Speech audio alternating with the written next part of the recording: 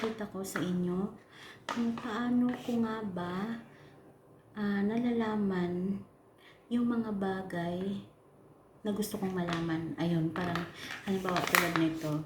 Ito, gusto kong malaman kung saan dito yung may sulat or may pangalan. Ngayon, gagamit tayo ng Gemini para malaman ko kung saan dito yung may pangalan nitong liquid. Ang tawag nito, liquid na sabon panlaba. Ayun, para madali. Yung ginagamit natin sa washing. Kasi ang purpose ko dito, maipakita sa inyo kung ano nga ba or paano ko nga ba nagagamit ang pag-unlad ng AI ngayon, 'di ba? Para makatulong sa kagaya kong isang visually impaired. So, tap ko lang tong go live ng Gemini.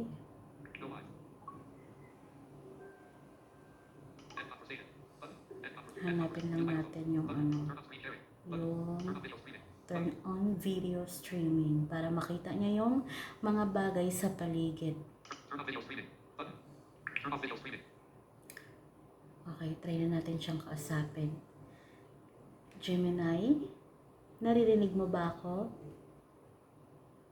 Ay, may pusa sa pink cage. Napapahinga siya. Diba? May gusto ka bang malaman tungkol pa sa kanya?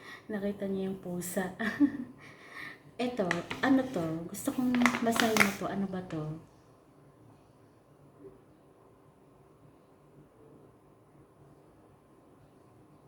Iyan ay laundry detergent. Nakalagay sa packaging na meron siyang antibacterial deodorizing at nakakatulong siyang mag-alis ng sweat odor at musty odor at kills germs. May calamansi scent din daw. Net weight niya ay 2,000 ml. O, diba? Nababasa niya, guys. So, baliktarin ko kung anong makikita niya. Gemini, ito, ano nakikita mo?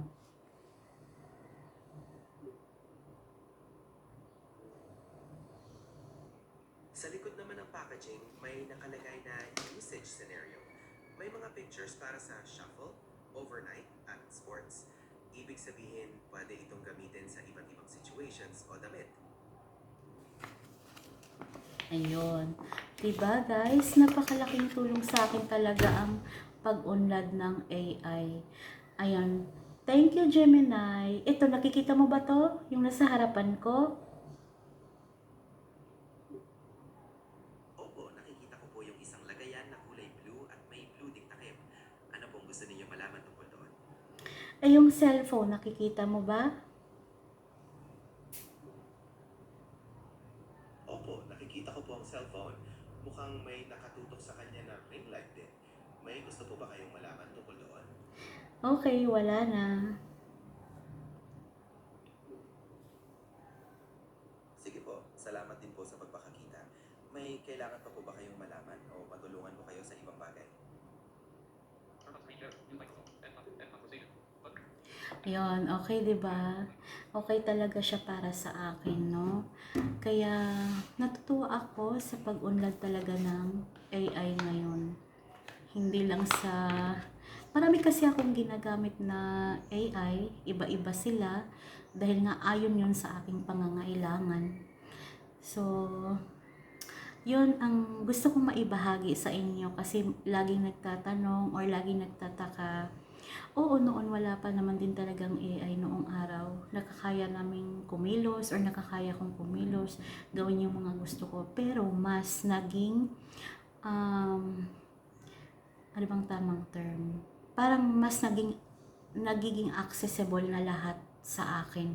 Lalo na ngayon sa pag-unlad ng AI, di ba? Ang saya lang.